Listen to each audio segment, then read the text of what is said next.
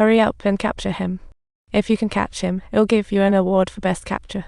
Zhong got the news and immediately informed Zhong about the prosecutor's decision. Zhong fled desperately, thinking, of course, Mei Zhen's doomed. But he was arrested, legally fate's unavoidable.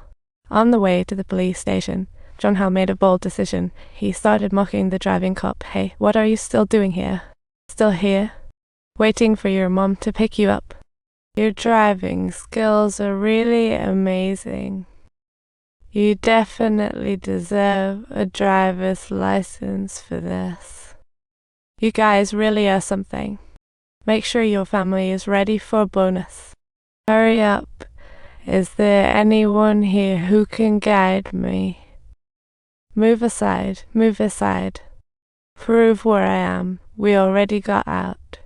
As the cops said, 10 Yingmen walked out, triumphant, like on a red carpet, with 2 officers sent by the police to monitor him.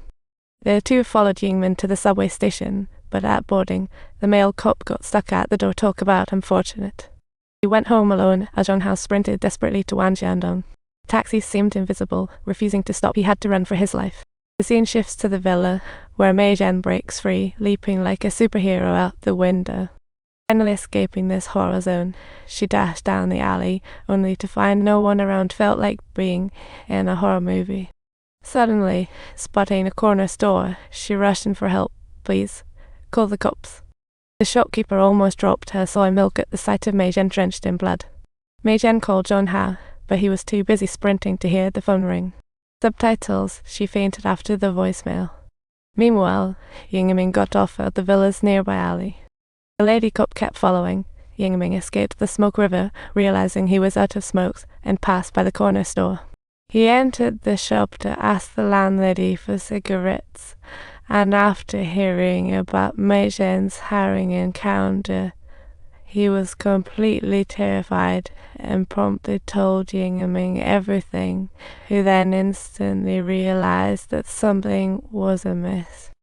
Mei Zhen already escaped from the villa, and Ming decided to stick around to deal with them before the cops arrived. Meanwhile, the patrolling cops were caught napping in their car coffee, nearly getting cold. This scene that could crack you up. To protect herself, the shopkeeper generously offered him a hammer. Ming turned off the power, kicking off a bloody killing spree. Outside, the lady cop kept wondering why she had not come out, her heart racing, thinking, should I go take a peek? Ming couldn't wait any longer.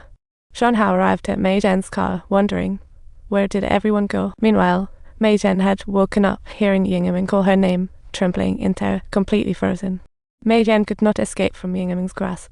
He fled with the body out the back window, and Zhong soon heard the sound of police sirens. A sense of dread washed over him as he followed the police car to the corner store, discovering the scene cordoned off, tension as thick as a mystery film. Zhu was overwhelmed by guilt at Zhong's arrival, but it was too late. His dozen-hour pursuit and perseverance collapsed instantly. Zhong gazed at cops and tape, riddled with guilt and regret, knowing all was beyond repair. He tried his hardest but couldn't change Mei Zhen's fate, and tonight felt ominously restless. Back at the hospital, Zhong visited the little girl, secretly vowing to avenge Mei Zhen, and handed her over to his bro before leaving again. Meanwhile, Ming had buried the couple in the yard and plopped Mei Zhen's head in a fish tank, admiring his masterpiece. Like under pressure from public opinion, the police sought clues from the neighbors, instantly turning the precinct into chaos. Subtitles.